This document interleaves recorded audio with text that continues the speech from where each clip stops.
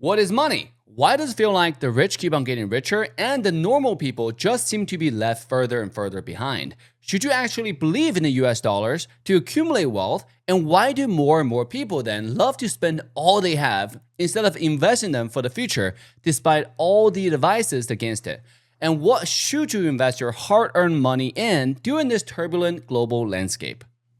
The Bitcoin Standard by Saifedean Amos answer all these questions and explain in detail the history of money, what the difference is between good money and bad money, sound and unsound money. After today's video, you will get a new perspective of money, understanding the differences between sound and unsound money. Sound money allows you to think about the long term and invest for the future. Now, unsound money, on the other hand, encourages generations of people to splurge in the now and indulge in credit debt and not having kids. Sound familiar? Yeah, that's most of us living in the society right now. The path to financial freedom cannot start until you see clearly where you are now. And make sure to stick to the very end to see what I am doing with this information today to safeguard my financial future and reach my personal financial goals and what you can do right away as well. Yo guys, how's everyone doing? This is your guy Dave here. Our channel focuses on personal growth, financial discussions for the gamer generations. Make sure to like and follow to support our growth, or if you find this video helpful. What is money? You are probably already familiar with money being the piece of paper that you hold or the digits in your bank account that you can swipe to purchase items you like and use. But money was once upon a time, and still is, in different shapes and forms, including rice stones on the island of Yap, the beads and seashells in Africa, copper and silver coins in ancient China, and maybe cigarettes in modern prisons. What defines money is actually anything that can serve as a medium that a society commonly adopts in order to conduct trades and businesses. So what can become a medium of exchange? Well, according to Carl Munger, the father of Austrian School of Economics, is salability, the ease with which a good can be sold on the market whenever its holder desires with the least loss in price. Now, a sellable medium of exchange needs to have the following characteristics. Number one, sellability across scale, meaning can this medium be easily divided to buy something big or small? Number two is sellability across space. Can this medium be easily transported with you so you can acquire things anywhere you go? Number three is sellability across acceptability by others. Is your medium of exchange widely accepted by others in a common society? Number four is sellability across time. Can this medium carry its value throughout time? Now, this is the most significant since the passage of time is inevitable. Hence, the medium's ability to store value is especially important. Now, this is where we introduce the first important term of the video, stock to flow ratio. Stock means what is already available in the market. Flow means what is about to come in the pipeline. So stock to flow ratio for money then means how much the currency is already circulating in our society versus how much more of this money is going to be discovered or generated. Now, we all know that scarcity is value. It's not hard to understand then, the higher the stock to flow ratio for a form of money, the rarer the money gets, the better it would preserve its value over time. If a form of currency can be easily printed or generated, it would have a relatively low stock to flow ratio since there are a lot in the pipeline to come, and this is called inflation. Now, to put this in perspective, 40 years ago, in 1985, a normal 40-hour work week made you about $134 at the time with a federal minimum wage of $3.35 per hour. The gold price of that time was $317 to $327 per ounce, meaning you could buy about 0.4 ounces of gold per work week. Today, federal minimum wage is about $7.25 per hour, more than doubled compared to 40 years ago. And the same 40-hour work week would now make you about $290. But today's gold price, as of this video recording, is $4,850 per ounce, meaning the same work week, you would make only 0.06 ounce of gold. In other words, it would now take you roughly 7 weeks today to get the same amount of gold 40 years ago. Now, gold is still gold. The biggest difference is the irresistible urge of federal government to print more and more of its paper money, aka fiat currency. If you need a more extreme case for a fiat currency with low stock to flow ratio, just look at Venezuela, all right? The local currency is inflating at an annual inflation rate of 524.5% in May 2026, according to Trading Economics. Because of the price absurdity, most of the businesses are actually conducted in US dollars instead. Now, in contrast to government printed fiat currency, gold is much more sellable through time thanks to its chemical stability and high stock to flow ratio. Gold is impossible to synthesize, meaning the only way to increase the supply of gold is by mining gold from the earth crust. Over the past 7 decades, with relatively reliable statistics, this growth rate has always been around 1.5% per year, never exceeding 2%. Now, this gives gold a very stable stock to flow ratio over the decades and centuries. A society that runs on gold standard saw historic economic booms and development. This is why gold is what is called the sound money. What is sound money? To understand sound money, we must first introduce the second most important term of the video, time preference. Time preference refers to the ratio at which individuals value the present compared to the future. Now, because humans do not live forever, time preference is always positive for all human beings. The lowering of the time preference is what initiates the process of human civilization and allows for humans to cooperate, prosper, and live in peace. A society in which individuals bequeath their children more than what they received from their parents is a civilized society. But what determines how we value time preference now or the future? Well, there are generally a few major reasons. Number 1, security of people in their person and property. People who live in insecure areas like war, low security neighborhoods, or areas where the government can take away their property anytime are likely to discount their future relative to the present, as you can imagine, thus having a much higher time preference. Number 2, heavy taxation. Heavy taxes is likely to incentivize people to stay on low income margin and save less for the future. Number 3, expected future value of money.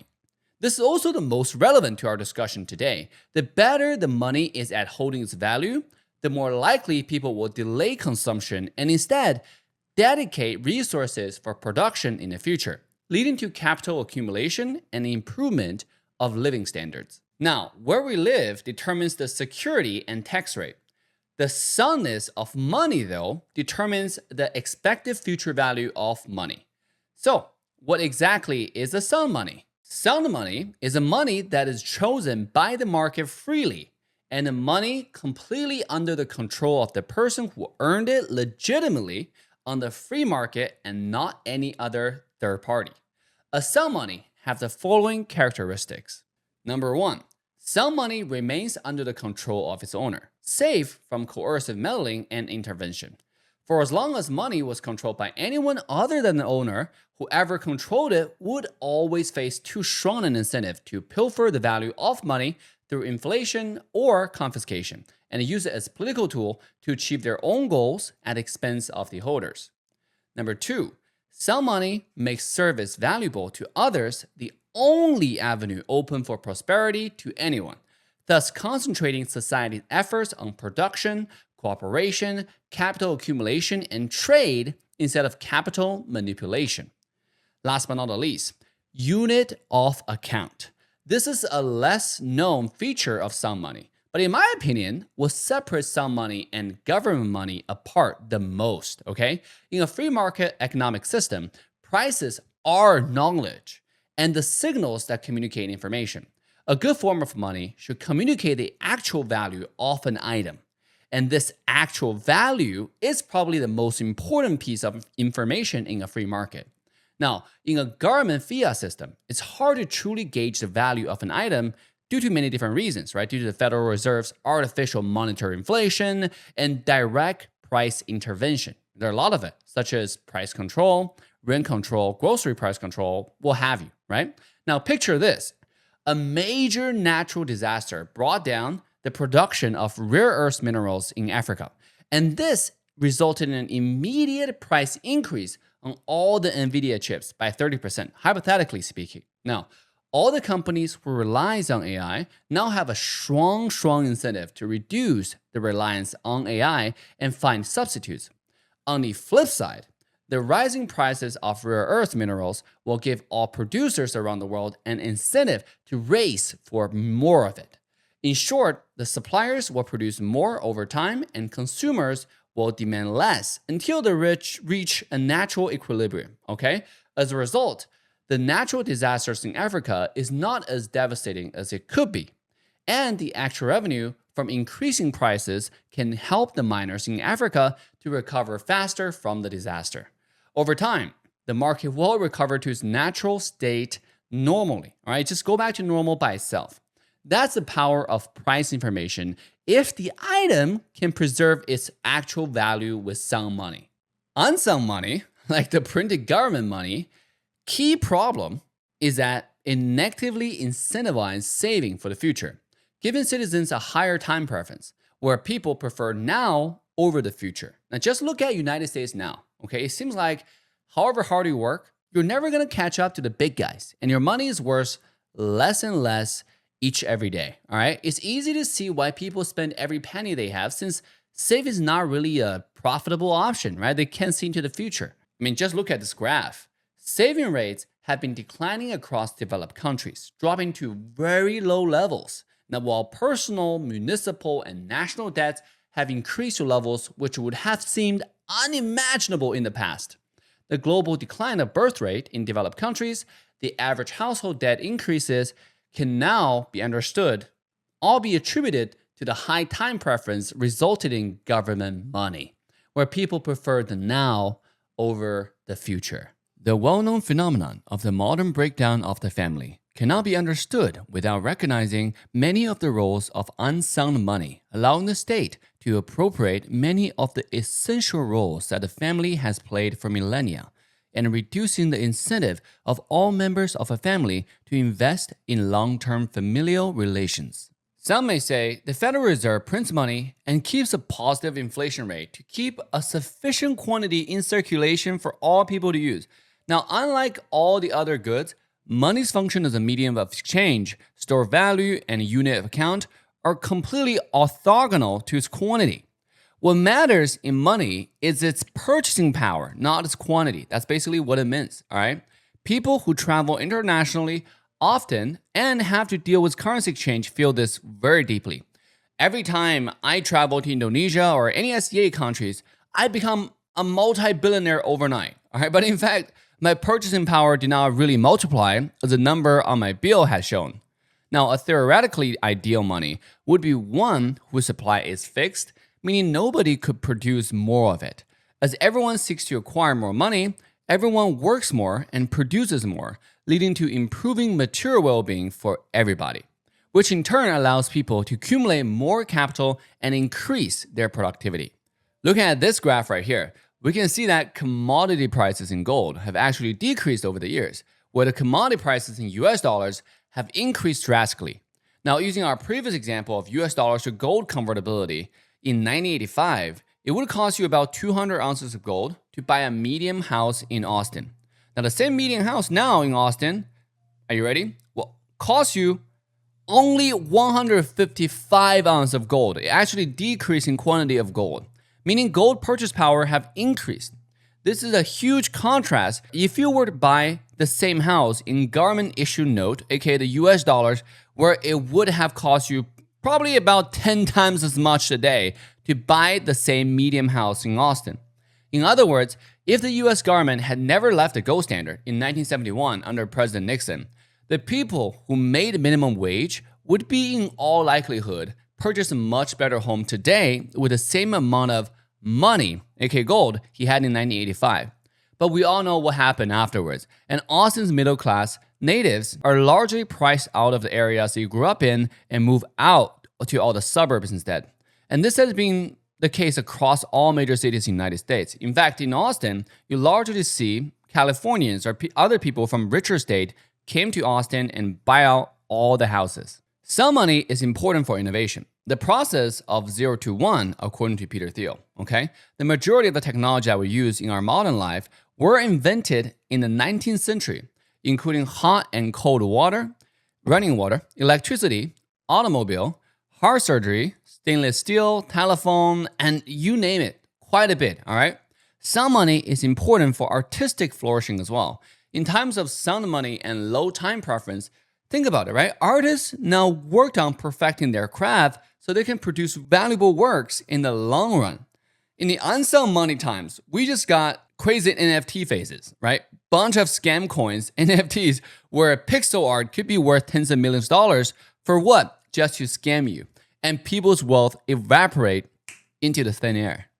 Now, knowing all of this, please allow me to introduce the best form of sound money mankind has ever seen so far, and that is Bitcoin. What is Bitcoin? In modern society, there are two major forms of payment system: cash payments and intermediate payments like PayPal, bank transfer, etc.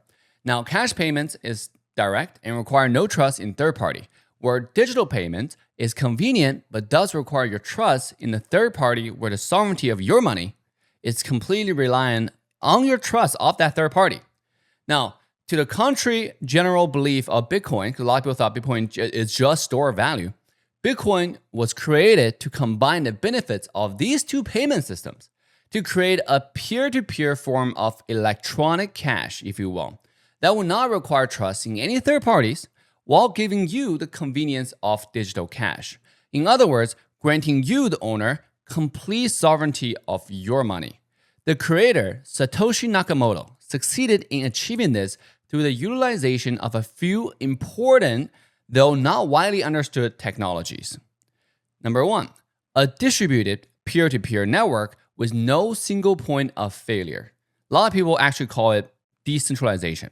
Number two, hashing. Number three, digital signature. And number four, proof of work. This is the third important term I want to introduce in this video, so keep a note of that. Now, I highly recommend you read this book, The Bitcoin Standard, if you're interested in technicality of all the terms. Now, simply put though, there are 21 million Bitcoins ever created on the planet. Not a single more can be created, unlike our dollar bills. And also unlike gold, where the finality, the total quantity of gold is actually unknown, right? We're just all guessing right now. Bitcoin is just 21 million. That's it, okay? Among this 21 million, about 20.04 million have already been mined till today, with only 4.55% left to be mined. Miners in Bitcoin terms, by the way, are basically people or companies with a large amount of computing power. So every time you transact with Bitcoin, a miner will collect your transaction along with many other transactions, put them in a little block, and then play a competitive guessing game using hashing.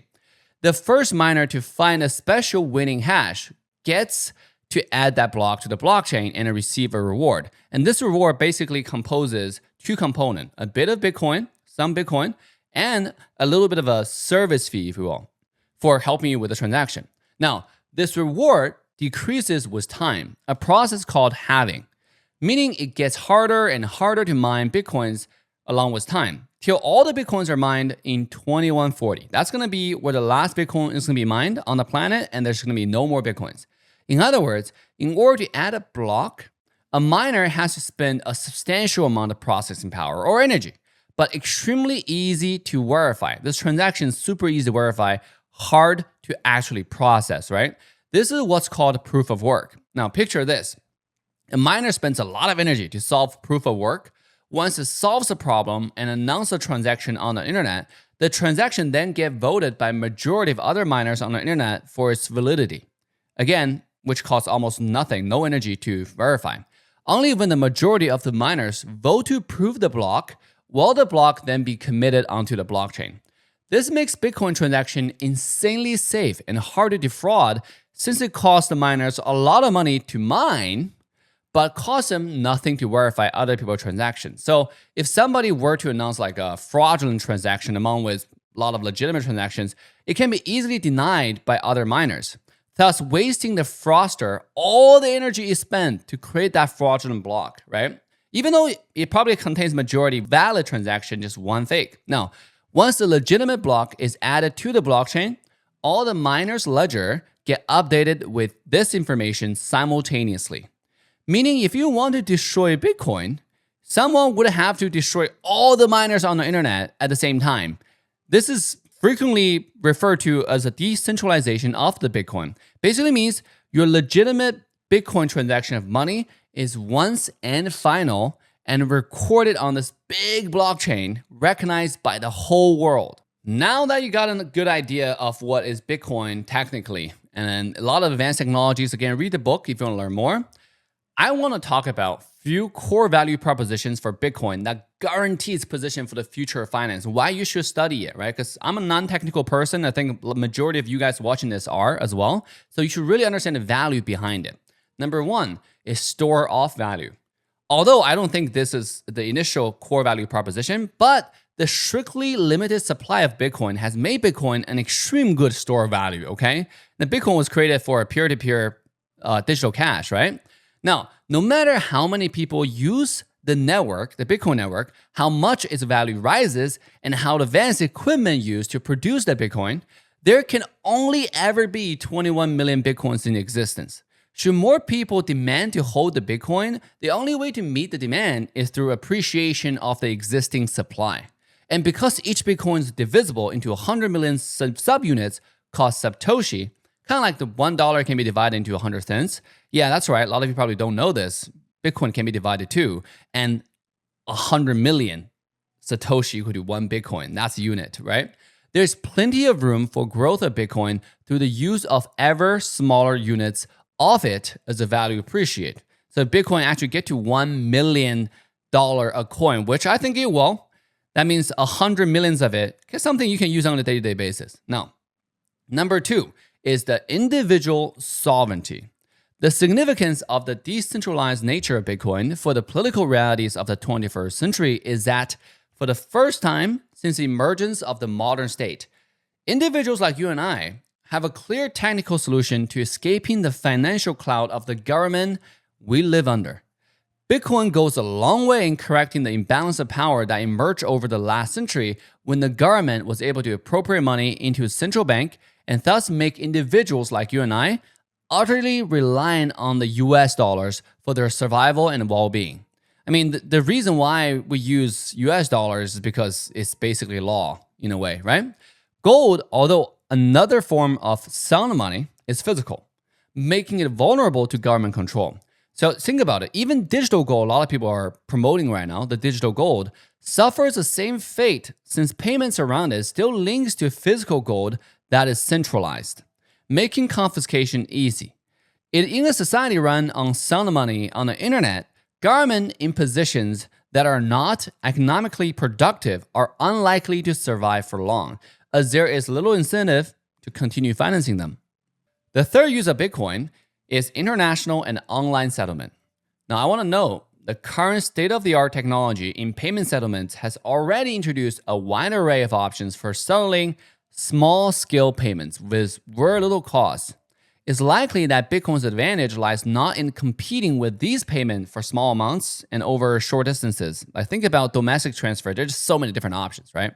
Now, Bitcoin's advantage rather is that by bringing the finality of cash settlements to the digital world, international wire can be very tricky and bound by government policies set to control citizens' sovereignty.